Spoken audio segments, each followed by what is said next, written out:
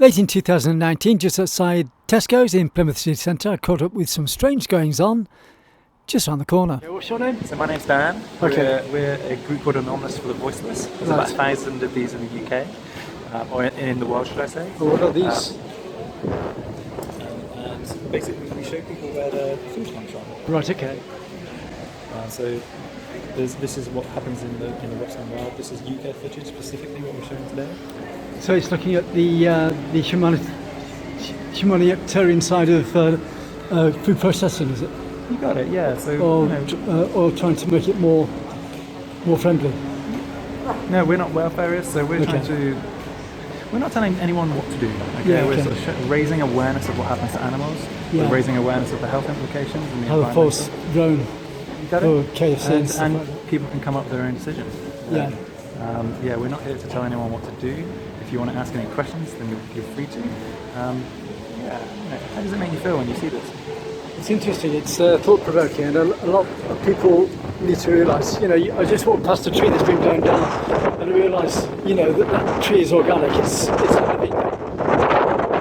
living being of some sort, and it's been there for years, and it's just been blown down by the wind, and we forget to respect nature and the living side of nature across the spectrum. Yeah, life in general, yeah. Yeah, okay. So it's all cool. Have you got a website? So yeah, I can give you a card. Like I say, we're called Anonymous for the Voiceless, and there's a list of documentaries that we recommend here to watch. Right. Have you got Netflix? Let's say again? Have you got Netflix? No, YouTube I've got access lots to of these. I'm on YouTube, yeah.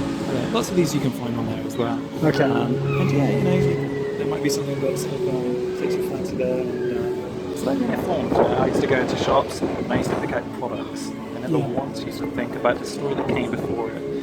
As soon as I'd learned about the health implications of the environment and the ethical implications of buying these products, it didn't align with who I was as a person. Yeah. So I no longer buy them.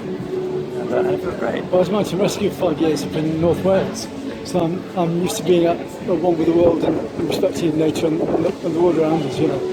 So it's all good. Thanks for that anyway. Right. Cheers, thanks.